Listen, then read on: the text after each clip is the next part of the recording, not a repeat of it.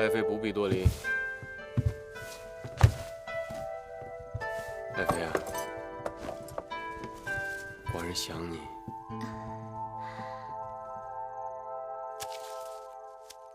爱妃，你可知道，这是寡人有生以来第一次摘花给一个女子。谢谢大王。嘘，爱妃啊，今日屋里的灯光为何如此昏暗呢？今晚月光好，如果屋里太明亮了，反而辜负了月亮的皎洁，对吗，大王？爱妃果然好情趣啊！爱妃，寡人，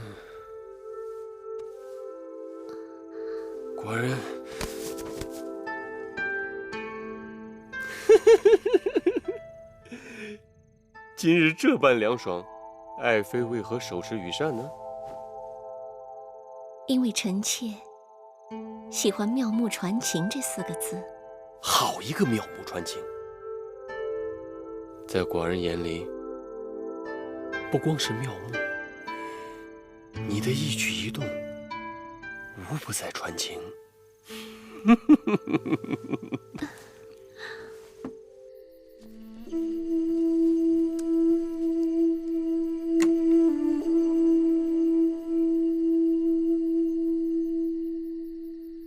子期，夫子，你久等了。为师刚刚完成新政12册，几日后便可呈给大王。这新法主要以军爵平陆、任贤能、赏战功、削冗官、拓荒地等12条法令。楚国的疆域大于秦国，根基深于秦国，人才多于秦国。若能实行新政，必将称霸诸侯。大王倚重夫子，若是这新政12册得以推行，千秋万世将熏记夫子的功业。新政推行，虽大利楚国，但必然会招致朝臣勋贵们的怨恨。老夫但求不像伍子商君那样死无全尸即可。眼下秦国崛起太快，我怕他们不会给楚国太多的时间呐。夫子不必过虑，我国使臣将齐聚郢都，定联盟合约。楚国又是合纵长，有这6国联盟在，即便秦国崛起的再快，他也不可能一口气并吞6国。说得对。哎，这么晚了，你找我何事啊？夫子，我有事相求。你说。岳公主因为得罪了威后，被杖责关押起来了，至今下落不明。恳求夫子帮助疏解，解救岳公主。唉，岳公主是个身世可怜的女子啊。好吧，欲治其国者，必先齐其家。后日大朝，我便竭力陈情，请大王出面询问此事。没有罪名，谁也不能把岳公主如何。然后，你就可正式向岳公主求亲了。多谢夫子成全。快点儿！对，小心！对，就放到那边，抬到那儿去。对，放这儿，就放这儿。我看，好，放到案几上。妹妹，姐姐，妹妹快起来！姐姐为酒宴已经辛苦整日，何不坐下歇歇？今日妹妹生辰，大王特别赐宴，你又不喜欢热闹，别人只好作罢。今日只有姐姐和大王替妹妹庆生，若有差池，岂不被大王怪罪？姐姐一直为妹妹操心，妹妹真是感激不尽。此生无以回报，只有来世为姐姐做牛做马了。妹妹再这么说，姐姐可真生气了。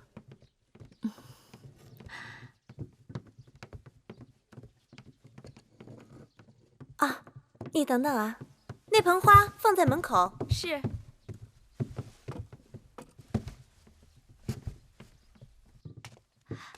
大王快到宫门口了。知道了。哼，妹妹。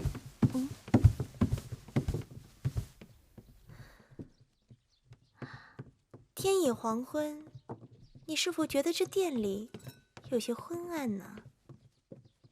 姐姐的意思是，平日里我劝你与大王单独相处时灯光要幽暗，那是为了让大王只看到你曼妙的身材，而忽略了你的缺憾。可今日是盛宴，灯光过暗，一是不吉利，二是坏了气氛。那可怎么办？我想，何不把那九尾天狐灯拿来，放到妹妹身后高处？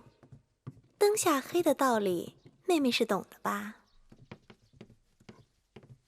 既照亮了大殿，又照不到妹妹，你觉得这主意如何？姐姐好聪明，我这就进去把九尾天狐灯拿出来。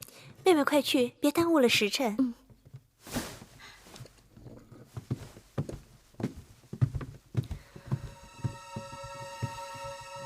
大王到！大王，爱妃请起，都起来吧。今日寿星何在啊？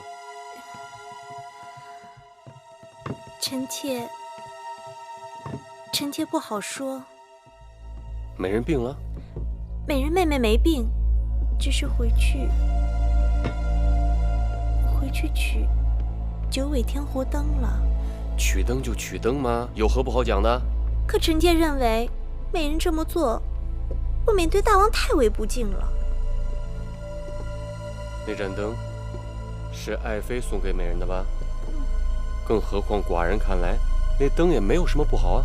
正因为好，所以才被妹妹再三讨要，我不得不给她。竟是她向你抢索的？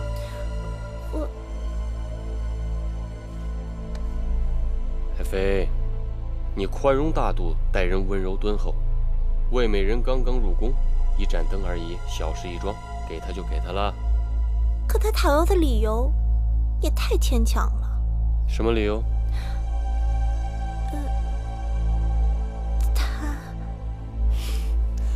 爱妃一向心直口快，今日为何这般吞吞吐吐？有寡人在这儿，但说无妨。爱妃，他说他要用这盏灯去除异味。大王，你弄疼臣妾了。他当真是这么说的？请大王息怒。臣妾喜欢“要用纯情”这四个字。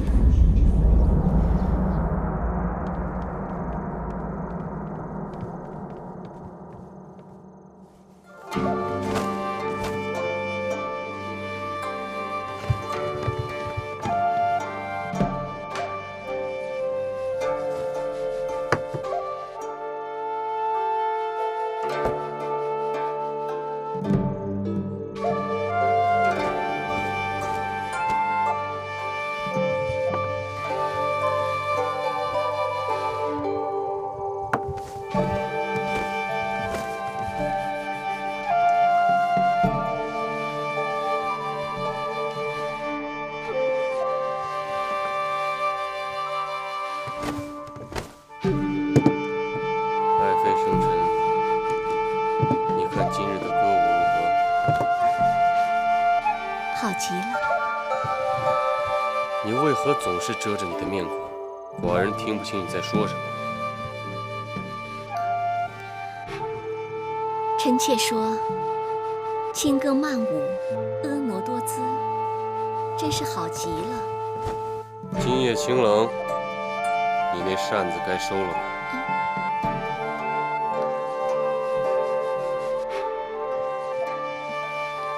是。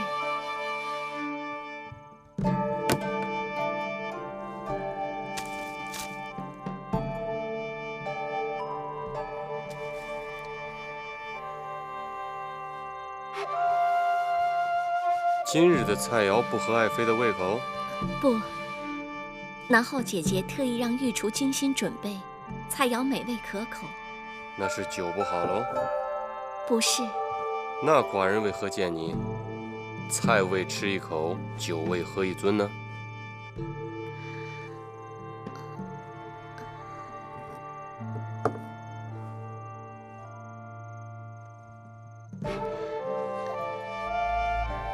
是不是因为这里有一股让你难以忍受的恶臭？大王说笑了。那你为何遮遮掩掩？大王，到这个时候，你还敢捂住你的鼻子？来人！大王，把这个矫情的贱人拉下去，割了他那娇贵的鼻子！大王，冤枉啊！大王，大王，大王冤枉啊！大王，冤枉啊！大王，大王。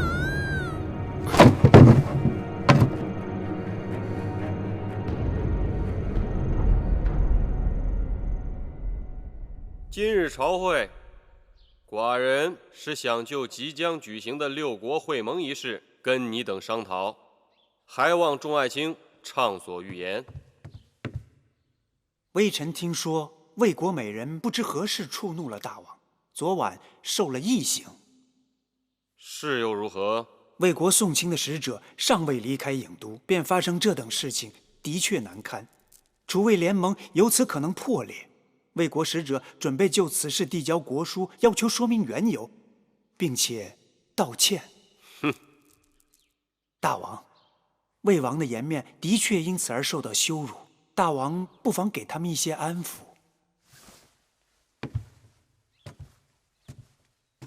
你竟然让大王向魏王赔礼告罪！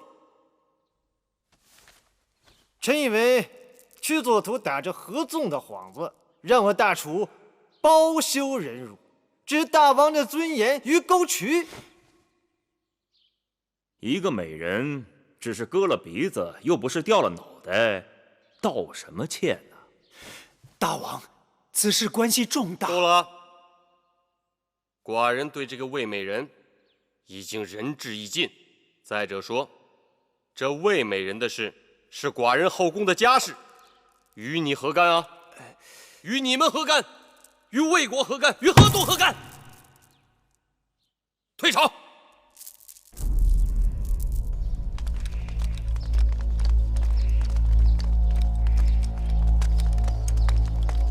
夫子，啊，子歇呀，弟子在此恭候夫子多时，何必在这儿等？朝会若有结果，我自会同你说的。弟子一早听说，因为魏美人受刑，魏楚联盟之事可能破裂了。唉，大王正在气头上，根本不听劝说。合纵之事有了裂隙，解救月公主之事，也只好先搁置些时日了。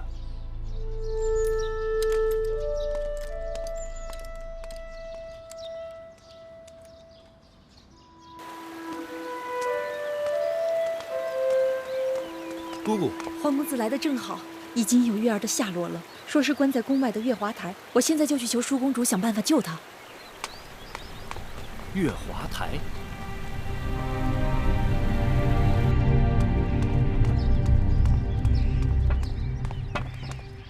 姑姑远生，敢问来找谁？有何事？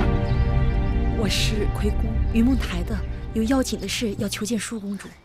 姑姑真不巧，我们舒公主正在午睡。那我等等。这里是高堂台，不是云梦台，你还是走吧。可我真的有非常要紧的事。子柯让你走还是客气的，惊动了威后，只怕你我担待不起。我求求你了，我求求你们了，少啰嗦，快走吧！我求求你们了，走走！好大的胆子，你们敢做我的主了？公主恕罪。魁姑姑，月儿到底怎样了？有人在月华台见着她了，说是病得很厉害。虽然现在无人给她定罪，但也没人给她释罪，所以根本不给她拍太医。只是由着他去死。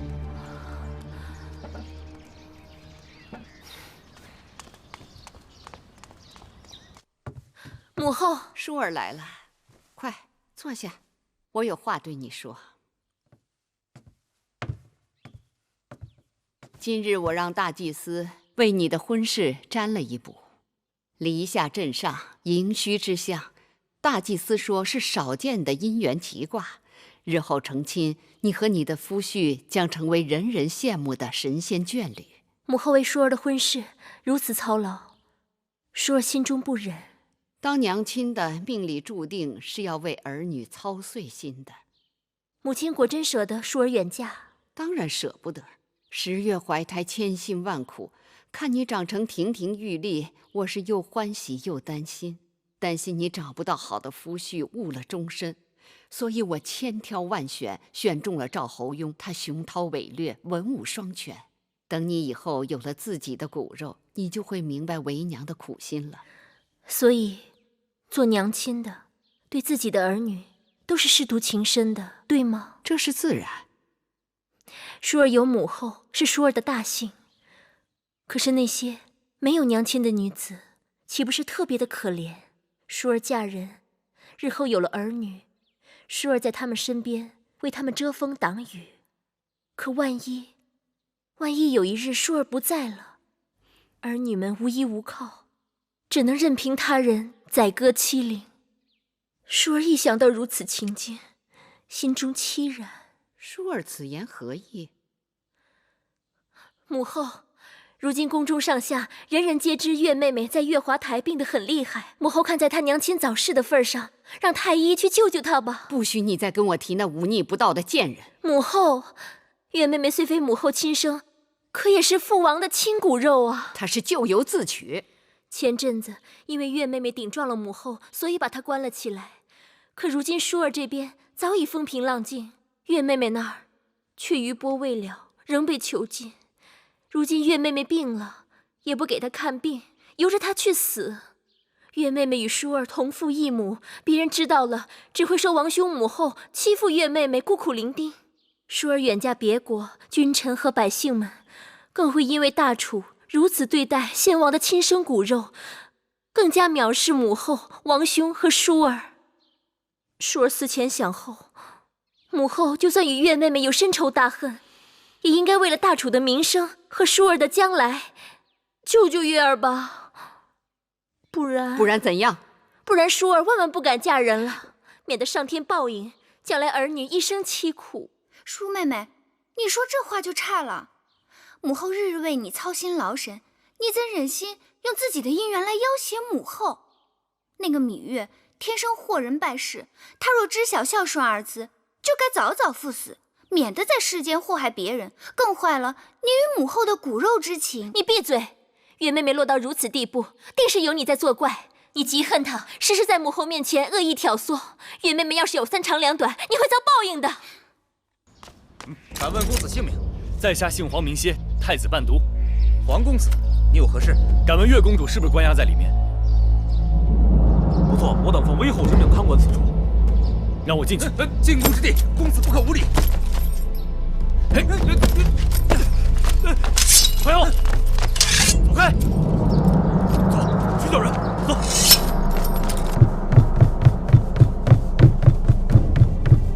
月儿，月儿，子歇，你怎么了？你妈，我这就带你走。子歇，起来。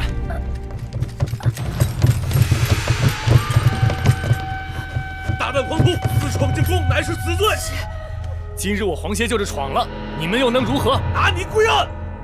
月儿，你先躺下。子歇，子歇，那得先问问我的剑。上。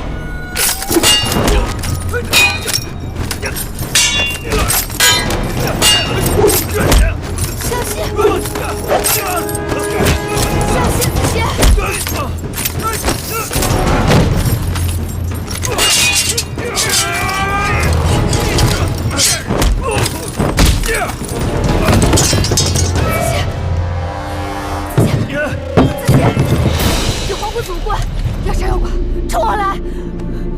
月儿，子歇不怕死。子歇，你们来拿我的性命吧！好，那我就成全你。等一下，杀了太子陪都，动静闹大了，可不好交代啊。月公主是大王的妹妹，伤了她，大王怪罪，更不好交代啊。住手！狄公主在此，谁敢无礼？姐姐，月儿，你们好大的胆子，竟然敢对月公主和皇公子动手！公主恕罪，我们也是奉命而行。给我滚出去！还不快滚！走走。月儿，月儿，月儿，这到底怎么了？出什么事了？快拿水来！月儿，姐姐，喝不得。为什么？有毒。有毒？快去叫女医！快去！这水里有毒！月儿，你们还不快去！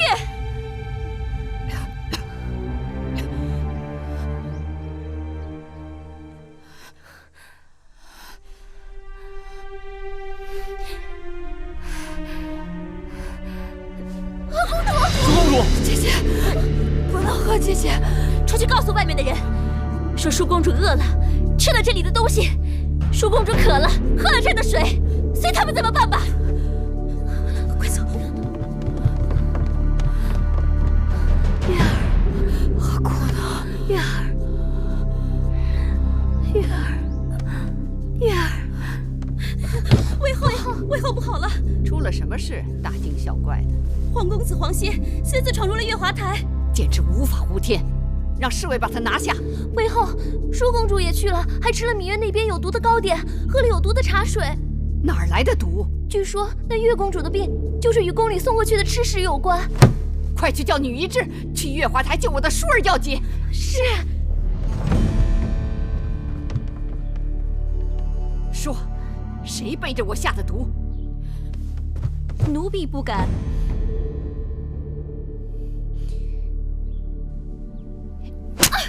你鬼迷心窍了！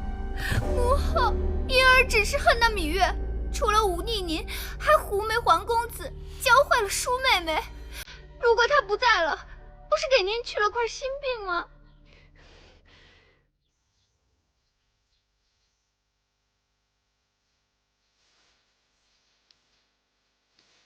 女治，先给姐姐解毒。别担心了，我已经吃过解毒的药了。皇公子的伤口也包扎好了。子歇，月儿，放心吧。月儿的病到底怎么样了？月儿中毒身亡。月公主是我见过运气最好的人。云一之奇怪，虽然中了剧毒，但症状却没有想象中的严重。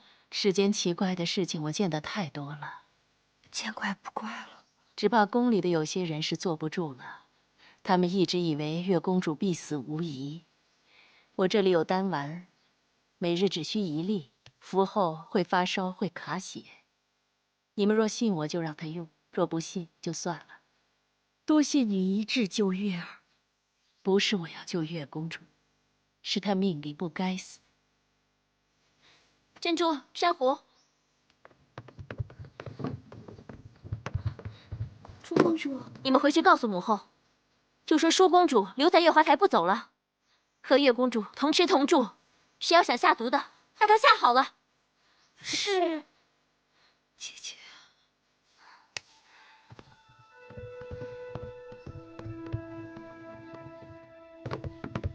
微后，拜见微后。舒儿的病情如何？中毒不深，并无大碍，只需好好调养几日便可痊愈。我要你守在舒公主身边，确保我舒儿无恙。是。那个芈月怎么样了？依奴婢看，她的病是因淤毒入络，邪犯上焦，邪热破血妄行，病入膏肓。这么说，她是没救了。命是上天给的，上天要带他走，无人可阻挡；上天要留他在，无人可送走。这次他中毒，我想知道他是留还是走。那要看少司命的意思。你下去吧。是。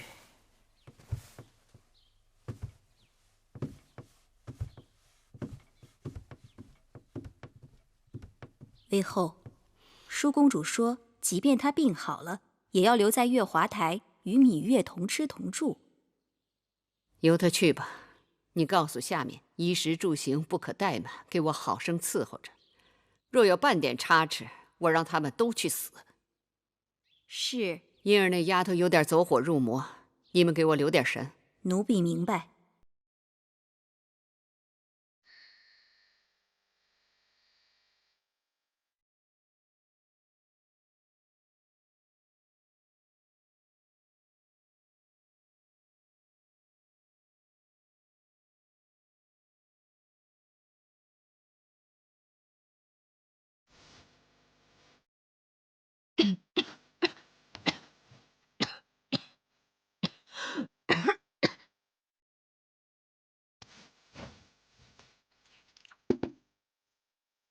咳嗽了，来，先来喝点水吧。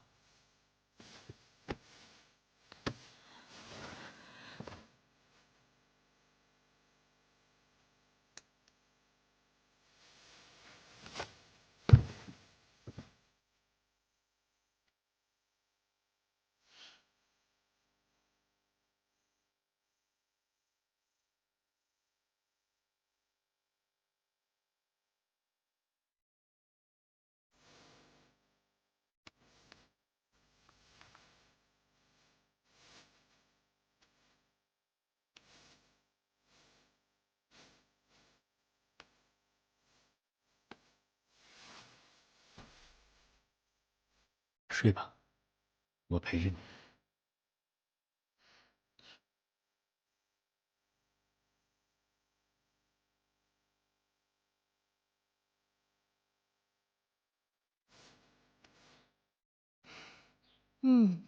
气色好多了。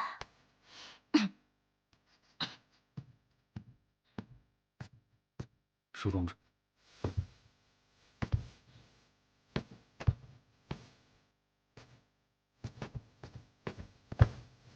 月儿，这是刚熬好的粥，喝一点吧。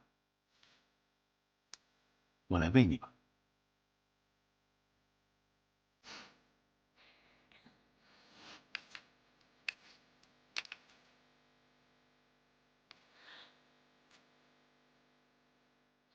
不烫吗？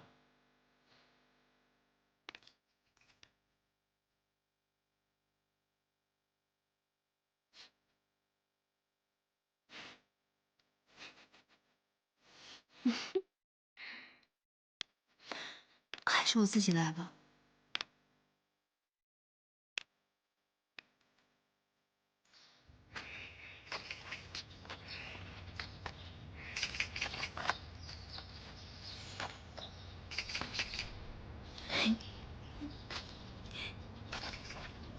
月儿笑什么？月儿好福气，若没有你和舒姐姐，我就看不到这园子里的景色了。月儿别这么说，只要黄歇在，月儿永远有好山好水可以看。月儿的命是子歇给的。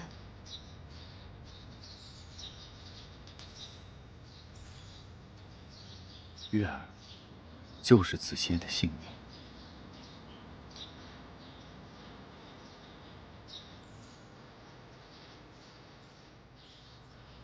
你为何要对我这样好？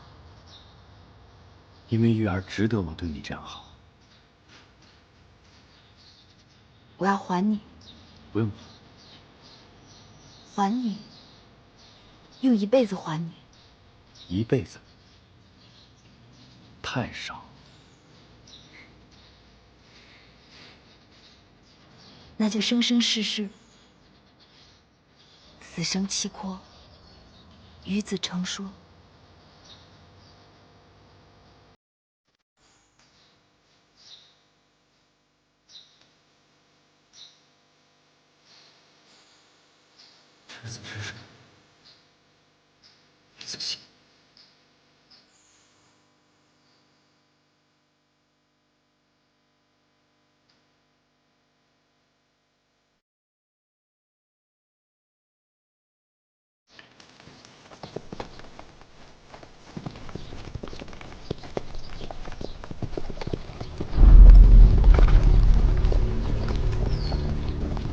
在此亲临引渡，楚王命我等在此恭候大驾。有礼。不过2月10日，臣弟与王兄又来到郢都城了。大良造公孙衍曾经劝寡人改弦更张，弃南就易，弃远就近，迎娶魏国公主。寡人却因此更觉得楚国这一趟必来不可。楚离子，你怎么看？王兄是觉得不易到手的东西更珍贵。这一回，寡人想要的东西都会到手。拜见大王，楚离子。张子免礼。寡人在路上已经听说，张子一张妙嘴，顶下千军万马，略施小计，便离间了楚国和魏国的关系。想来有张子在，要让那6国合纵变得分崩离析，并非难事。大王，有时候一个人的鼻子要强过数万兵马将士。本王这次来郢都，名义上是来给舒公主下聘礼的，但聘礼下得成下不成，还有变数。张子看，这步棋该如何走啊？只要将秦楚联姻做成事实，这5国合纵就告吹了。不过赵侯雍这几日也派了使臣到郢都来向楚公主求婚，就住在这家驿馆里。所以大王这一次遇上了一个劲敌呀。那赵侯雍与朝阳来往热络，朝阳在宫中根深权重，若他站出来为赵侯雍说话，这分量不可小觑。你今日晚些时候，给晋上送些好礼过去。即使朝阳替赵国鼓吹，那晋上也该有话可说。你送礼，他也会送礼，送来送去不就是个礼吗？可有一样东西比礼管用，那就是情。楚公主对秦王有情，秦王对楚公主有意。为什么要将这个事瞒得密不透风呢？倒不如散出去，让越多的人知道越好，最好让赵国的使臣也知道。张子说的有理，姻缘讲究水到渠成，能想法子让赵国使臣知难而退，是最好不过了。与其苦等水到渠成，不如早早的将生米做成熟饭，这叫大行不拘细谨。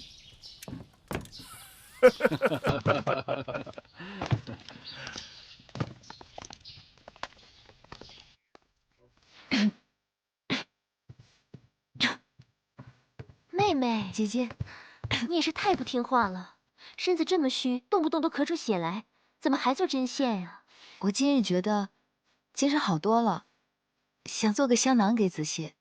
哎呦，往后的日子还长着呢，不在这1日2日的。我能活到今日，全靠姐姐舍命相救。这次若没有你，净说傻话。上次我被蛇咬，妹妹不也是舍命相救吗？在我心里，我觉得我永远都是欠姐姐的。那你以后啊，就慢慢还吧。哎，其实现在想起来，你和那个黄公子还真是天造地设的一对儿。妹妹福泽深厚，才能找到像黄公子那样万里挑一的好男人。姐姐别急，姐姐是月儿命中的贵人，月儿为了答谢贵人，定会想法子尽力成全姐姐的姻缘。数你嘴甜，好在你我都各有心上人，不然姐姐定是抢不过你的。姐姐放心，只要是姐姐的心上人，我定不会与你抢。魏美人一事已经危及到楚魏2国的关系。魏国使者离开郢都之时提出，若大王再不向魏国致歉，那会盟之事就提也不要再提了。微臣以为，合纵乃眼下重中之重，会盟尚未开始就面临分裂，绝非吉兆。动辄便用合纵吓人。合纵原本只是屈左图的一厢情愿，真正做起来困难重重。大王应该已经知道，2日前秦王嬴驷带着丰厚的聘礼又来到了郢都。论诚意，那5国都是口是心非，远不如秦国真心。大王，齐国一向野心勃勃，赵国、魏国更是心怀叵测。他们推举我们楚国为合纵长，无非是因为秦国崛起，令他们心生惧意。他们推举我们楚国挑头，与秦国相斗，两败俱伤。5国表面上热热闹闹，鼓噪在郢都会盟，背地里却各打各自的算盘，早就同床异梦了。晋上，此话怎讲？大王，臣接到密报，韩王1月前派人到咸阳，与秦王嬴驷密谈。他们具体说了些什么，恐怕除了他们自己，无人知晓。但若对楚国有利，他们绝对不会这样偷偷摸摸。晋上大夫真是耳目灵光啊！老夫不明白的是，你只是楚国的一个上大夫，为何竟能掌握如此之多的秘闻消息？老令尹，大王，合纵之事能否成功，不在魏韩这些随风而倒的诸国，而在赵侯雍、齐王这些强悍国君。赵侯雍乃诸侯中龙汉凤雏，他派使者来郢都，求许芈叔公主，此事若成，可谓珠联璧合，合纵会盟之事易如反掌。此事容寡人再好好想想。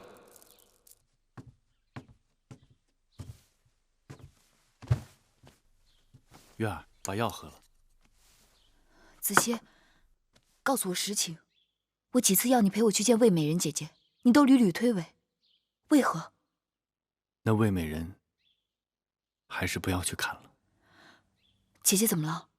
她因为开罪了大王，被大王割掉了鼻子。啊？怎么会这样？据说是南后因为争宠设下的圈套。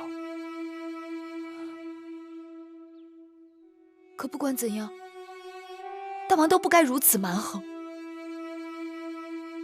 魏姐姐，她也是王侯之女，怎可视如草芥？这宫中的女人，哪个不是诸国权势权衡的赌注？即便身为公主、王侯之女，谁又能左右自己的命运？只是这魏美人的遭际，实在让人扼腕叹息啊！若是没有美人姐姐援手搭救，我的命早就没了。可如今姐姐遭难，我却束手无策。估计宫中只有你在真心为她难过。多少人都认为，只有别人死，自己才能活。今日是他人死自己活，明日就是自己死他人活，有什么区别？我不要过这种日子。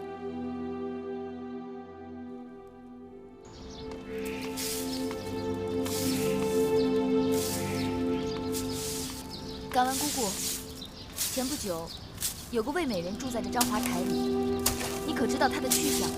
还魏美人呢，鼻子都没了，活脱一个丑八怪。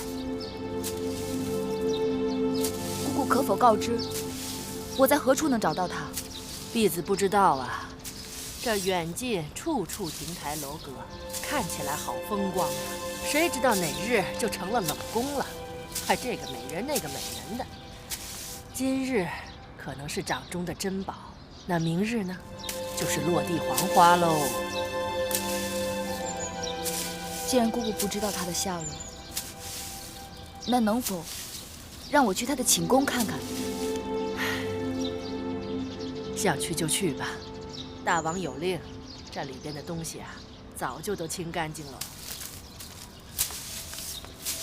多谢姑姑。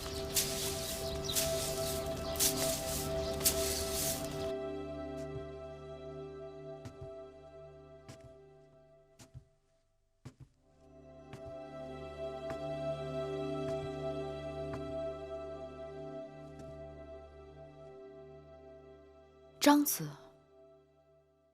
张子，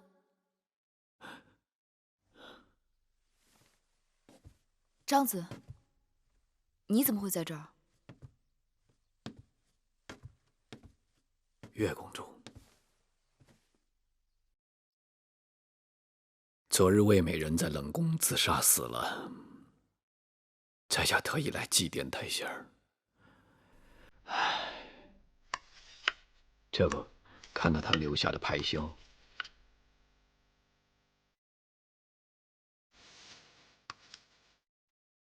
若无斯人，有些伤感。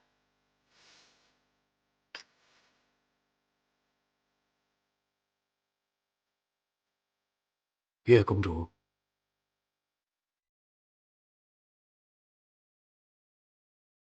张子与魏美人曾有交情？没有。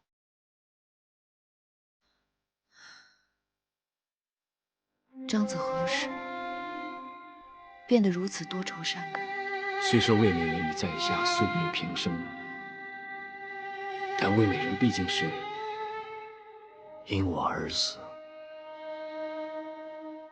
不是说那是南后郑袖的手段吗？给南后出谋划策的正是在下。张子，魏美人与你无冤无仇，你为何要害她？并不是张仪要害一个弱女子，只可惜她是屈原和朝阳搞合纵联盟的一枚棋子。就算她是棋子，又碍你何事？张仪与人有过约定，不得不借魏美人鼻子一用。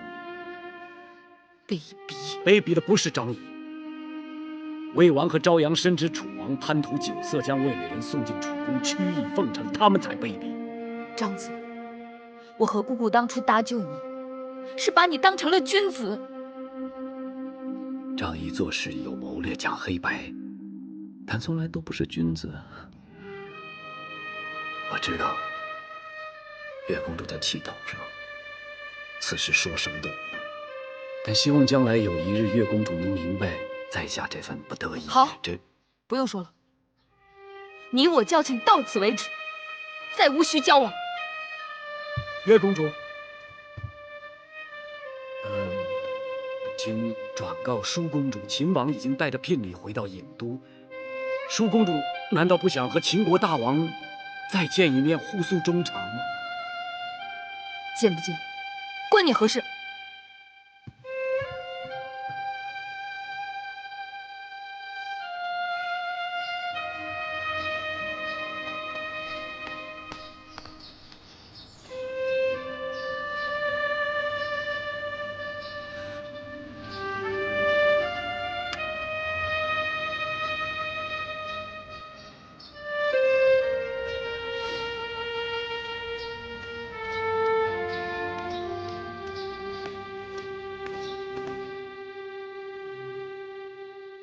谁想到张仪竟然为了一己私利，对美人姐姐毫不怜惜，事无草芥，真是知人知面不知心。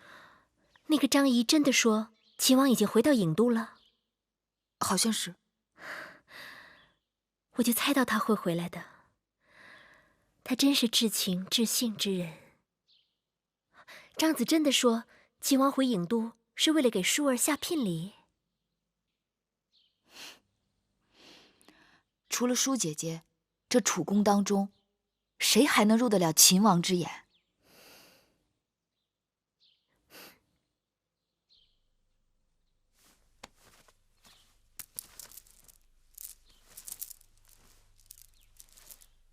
好妹妹，姐姐有一事相求。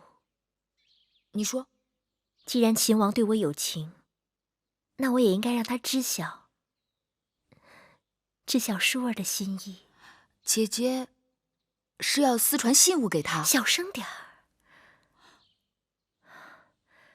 照理说，妹妹还未痊愈，不该劳累妹妹的。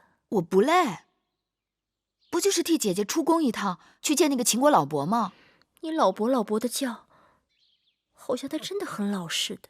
不老不老，他不老，他与姐姐郎才女貌，天造地设。好啦，妹妹答应你就是了。好妹妹，这件事情干系重大，我该如何谢你才好啊？你我之间若用得着谢字，那便生分了。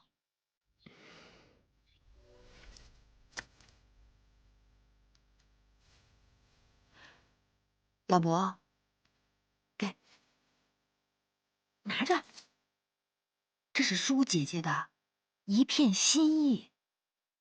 老伯，你真的觉得我很老吗？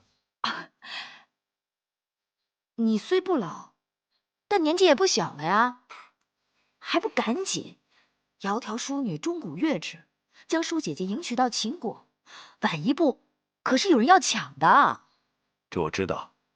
小丫头，回去告诉你们舒公主，本王定不会负舒公主一片真心。赵侯雍派来的求婚使者就住在这个驿站，朝廷内外不少人都主张要将舒姐姐嫁给赵侯雍。老伯，快动作，也好叫舒姐姐定心呐！啊！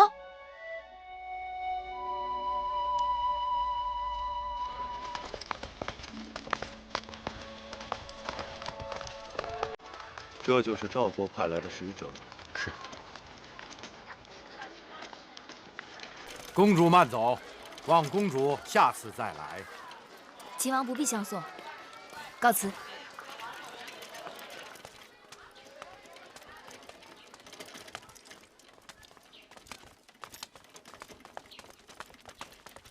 楚离子，敢问刚才离去的是楚国的哪位公主？还有哪位啊？自然是楚国的狄公主芈姝啊。狄公主怎么会一个人出行呢？狄公主的随从都在外面候着呢。这不符合规制啊！狄公主金枝玉叶，她来与秦王相见，难道还要弄得世人皆知？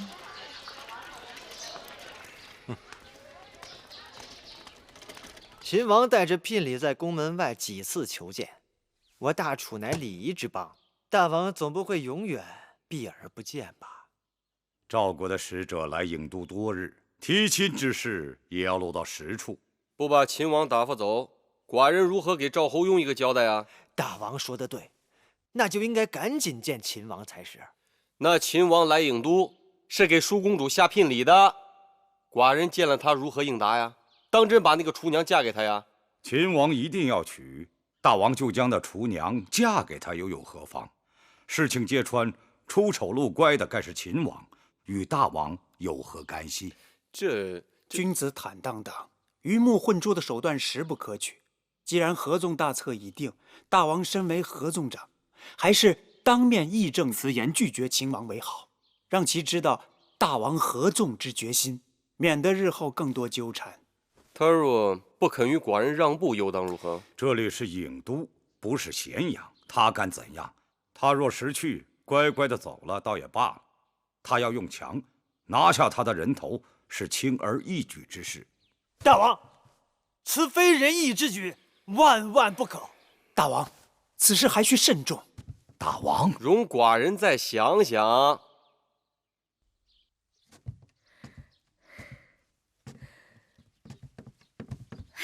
妹妹，王兄已经决定了，明日要宴请秦王，商讨婚事。姐姐只知其一，不知其二，那是圈套。圈套？适才子歇告诉我，他还是从屈子那里听说的，说大王已经听从昭阳的劝说，要在筵席之上埋伏刀斧手，诱杀秦王，将你嫁与赵侯雍。这可如何是好？王兄这是要葬送舒儿的一生。妹妹，快随我一同前去，求屈子帮忙。屈子认为此举非君子所为，执意反对，所以筵席之上只有昭阳一人作陪。秦王生死只在昭阳一人之手，此事连屈子都无可奈何。那他定是凶多吉少了。只需要姐姐拿定主意，秦王便会无恙。主意？什么主意啊？我此刻五脏俱焚，哪还有什么主意？好月儿，你替姐姐出个主意吧。月儿想，秦王若不去赴宴，他们就拿秦王无可奈何了。可如何才能让秦王不赴宴呢？姐姐放心，我这就去给秦王通风报信。哎，等等，我想办法偷偷拿出母后的出宫令符，和你一同前去。好。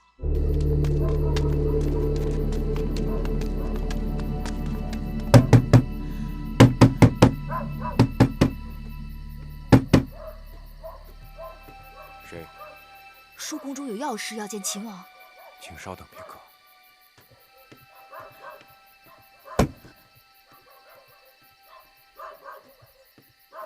等一等。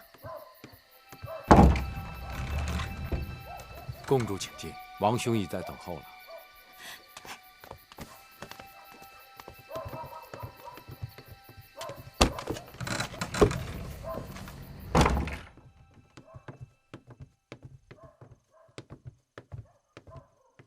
就是这儿，去吧。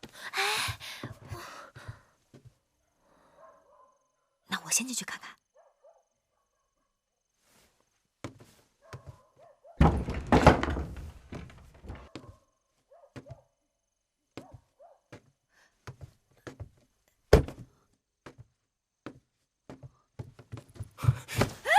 谁呀？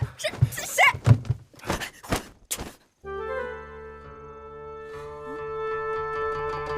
老伯，不是说是舒公主吗？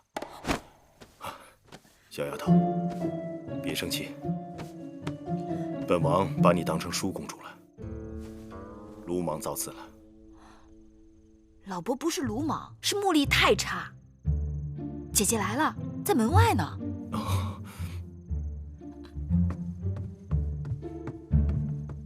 姐姐，走。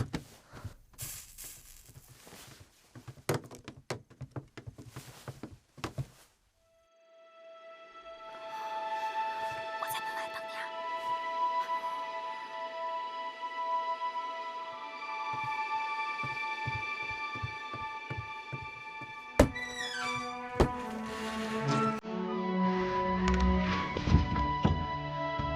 大王，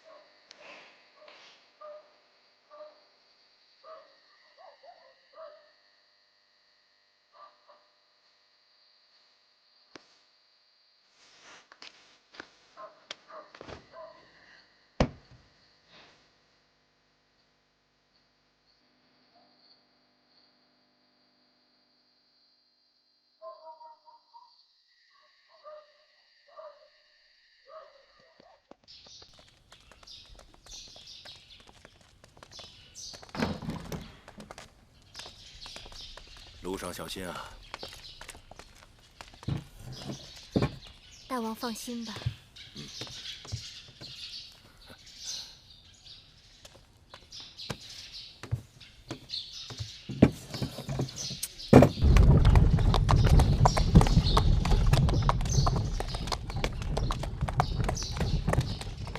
赵大夫，赵大夫为赵侯雍求婚，已在郢都滞留多日。今日楚王设宴，与寡人商议嫡公主芈姝的婚事。赵大夫何不一同前去？楚王跟你谈婚事，关我何事？差矣，嫡公主身边有几个婢女，都是绝色的。赵大夫可以请求楚王将其中一个婢女许配给赵侯雍。你，赵大夫刚才已经亲睹楚国嫡公主的容颜，既然无法娶到嫡公主，退而求其次，并不难看。告辞了。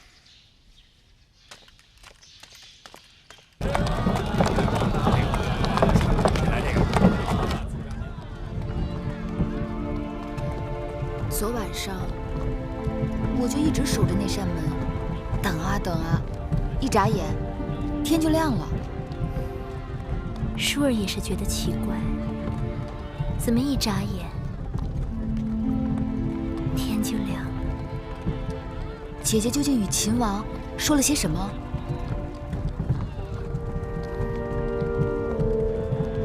难道姐姐没有劝说秦王今日不要赴宴？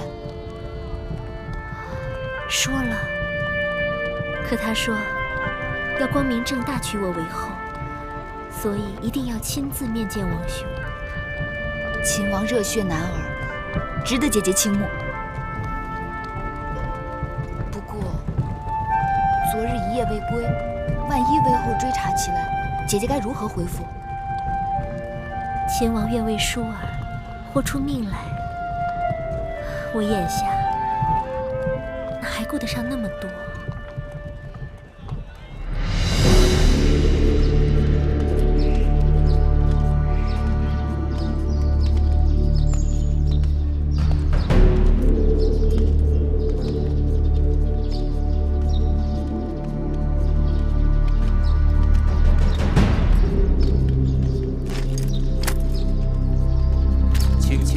托吕解见。剑为男人之胆，身为秦王，剑不可离身。无妨。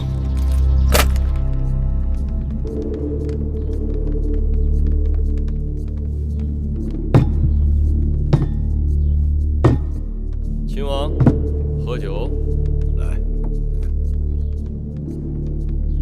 都听仔细了，你水杯不可，格杀勿论。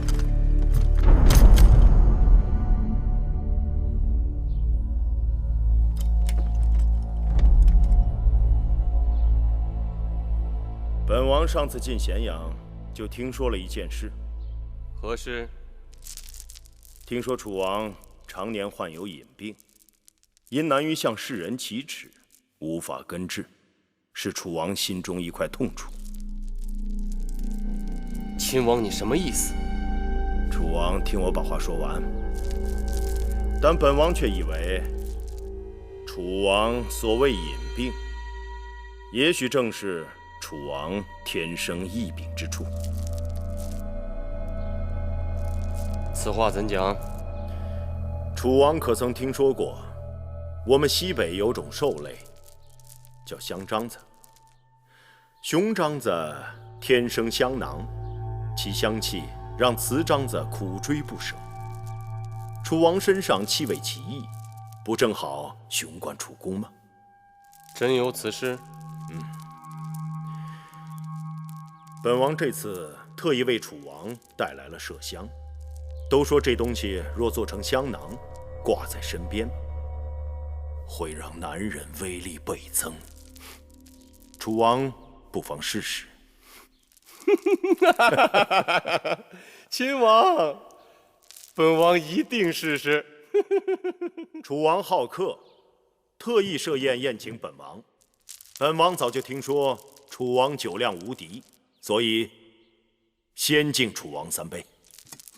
有朋自远方来，不亦乐乎？干！且慢，这杯酒，本王是要为楚秦联姻，你我从此一家而庆贺。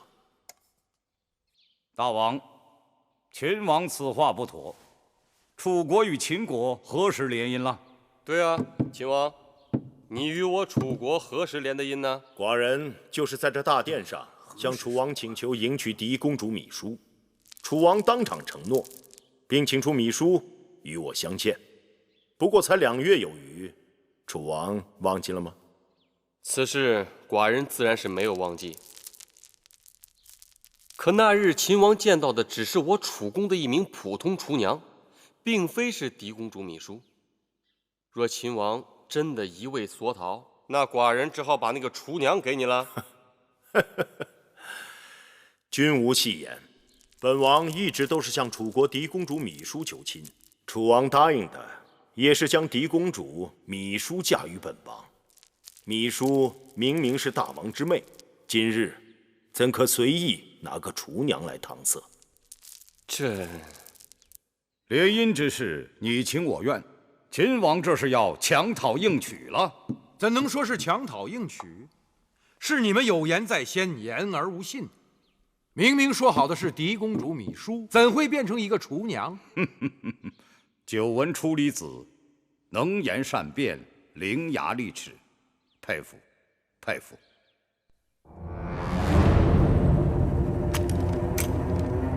我们喝了这杯酒，如何？来来来，喝酒喝酒。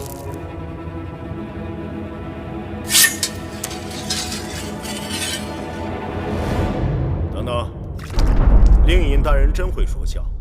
楚王若不肯嫁妹，本王又怎能应娶？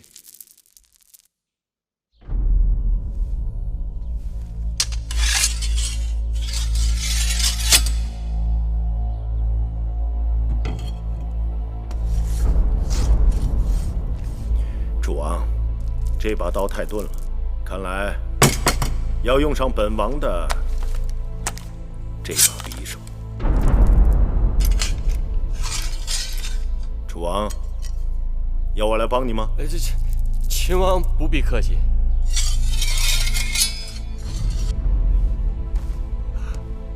寡人，楚王看这把匕首如何？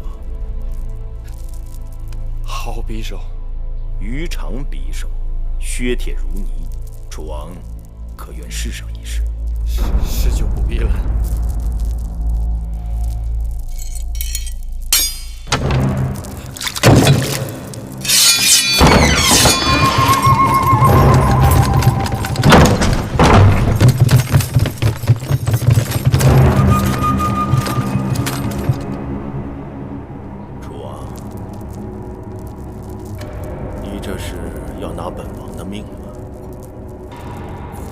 寡人的本意是，楚王为了悔婚而杀秦国之君，楚国即成为秦国勇士之仇人。杀人一时，结仇百世，楚王以为值得吗？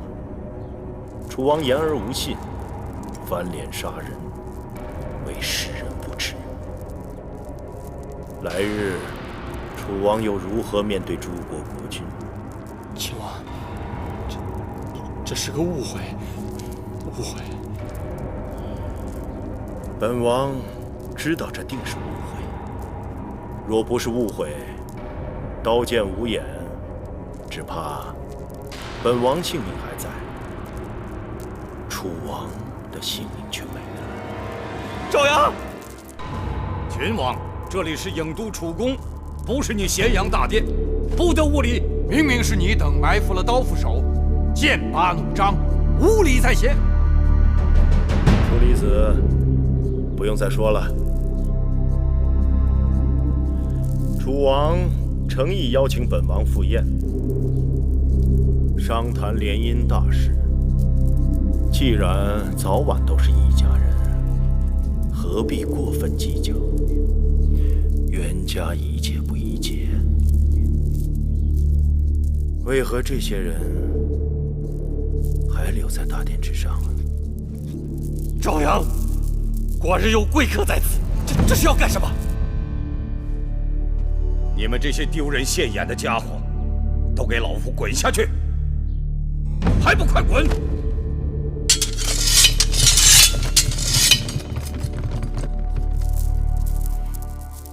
好了，来来。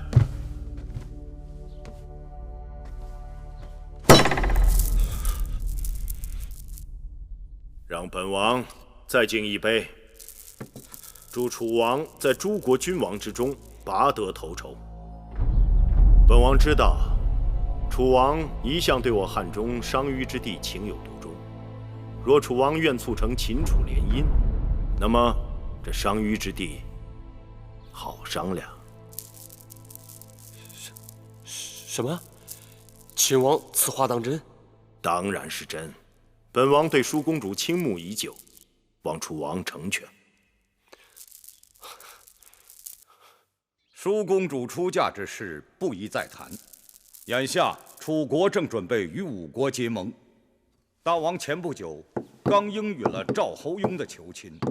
楚国只有一个嫡公主，总不好一人许配给两国。是啊，秦王，此事寡人的确是为难。大王，晋上晋大夫有要事要禀报大王，让他在大殿外等着。晋大夫说是要事，等不得。什么事儿如此慌张？让他进来。是。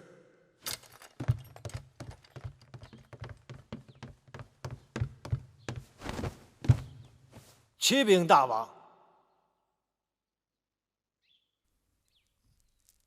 晋上有什么话赶紧说。啊，大王，赵国前来求亲的使者，走了。什么？赵国前来求亲的使者走了，离开郢都了。这个赵侯雍简直是荒唐，朝三暮四，竟然把两国联姻此等大事当作儿戏。赵国使者临走时说，他们亲眼看见秦王和舒公主多次在驿馆私下相会，郎情妾意。既然秦楚交好，外人怎能过分勉强？一派胡言！寡人的王妹舒儿，自幼乖巧贤淑，怎会与秦王做出那苟且之事？除非是赵国有。老夫担保，那赵国使者并非无中生有之人，必定是有人使诈。秦王，此事关乎到寡人的颜面和我王妹芈姝的名声，还望你能给个交代。本王自然会有交代，只要楚王应允，择日迎娶舒公主便是了。你们这不是趁火打劫吗？可惜呀，已经水到渠成，生米煮成熟饭了。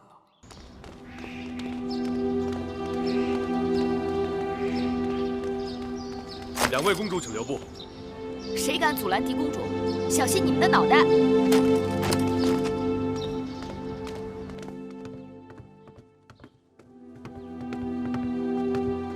拜见大王。拜见大王。你们来干什么？既然是商议舒姐姐的婚事，那总该问问舒姐姐自己的心思吧。大王，女子婚配向来全凭父母之命、媒妁之言。大王，解铃还须系铃人。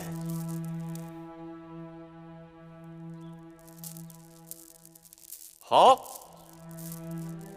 淑妹啊，寡人今日就当面问你一声：秦王嬴驷三番两次来我楚国求亲，声言非你不娶。可这秦国千里迢迢，道阻且长，王兄认为你一定不会愿意嫁到那荒僻之地的，所以正打算替你做主。大王恕罪，此事还是由舒儿自己做主吧。你说什么？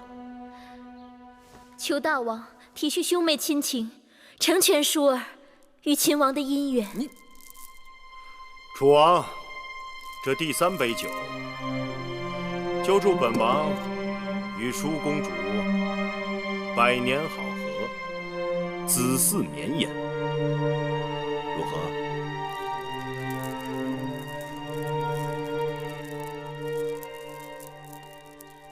母后息怒，舒妹妹也算是个性情中人，竟然不顾母后的颜面，只身闯入大殿，当众承认与秦王的私情，让大王好生难堪。哎呀，如今大王对这桩婚事也无可奈何，母后还是顺水推舟算了。啊，臣妾就是想给母后通个气，免得一个人蒙在鼓里黑不隆咚的。既然婚事已定，母后的心也该落下了。臣妾可真是为舒妹妹感到高兴啊！好了，臣妾告辞了。恭喜母后。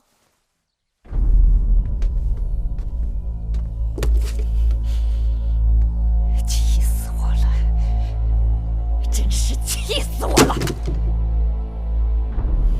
南后这是黄鼠狼给鸡拜年，威后若是真生气，就招了他的道了。但舒儿怎会自降身份，自甘堕落？那秦王有什么好？哪点比得上赵侯雍？真是喝了迷魂汤了。舒公主也许是受了别人的挑唆，那月华台里不是还住着个芈月吗？可不是，我真是糊涂，竟然让舒儿和那个贱丫头在我的眼界之外恣意妄为。玳瑁，传我的旨意，让舒公主马上给我搬回高堂台。是，威后，晋上大夫求见。晋上一向跟南后热络，南后刚走他就来了。那奴婢去回了他，就说威后身子不适。等等，听说秦王就是托晋大夫为他出面求亲的，我倒要看看他怎么花言密嘴的。让他进来。是。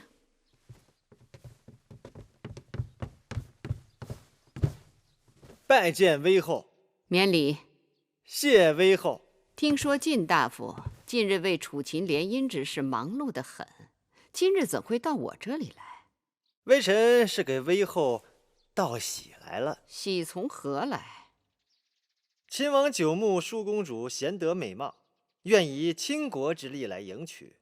舒公主乃威后掌上明珠，秦楚联姻岂不是喜事一桩吗？我看中的贤婿不是秦王，晋大夫道喜走错门了。赵侯雍虽好，但与秦王相比，确有缺失。此话怎讲？赵侯雍来楚国提亲，是为了合纵；大王曾允诺婚事，也是为了与五国联盟。臣以为，五国联盟貌似强大，实则人心不齐，不堪一击。楚国若与其联盟，必然浪费人力物力，不如结交强援，共谋他国。结盟由大王定夺，我只在意舒公主的婚事。这婚事和结盟之事同理，五国联盟尽其力，只相当于一个楚国。然而，五国人心涣散，只可当半个楚国。秦国国力雄厚，与楚国不相上下。若与秦国联姻，强强联手，便可无敌于天下。更何况，舒公主就算嫁给五国任何一个王侯，因其国力不强，这些王侯只是徒有虚名，王后之位就更是徒有虚名了。怎能跟一个手握大权的秦国王后相比？再者说，姻缘讲究的是一个缘分。舒公主与秦王情投意合，日后夫妻比翼双飞，鱼水和谐，这不都是威后所想所盼吗？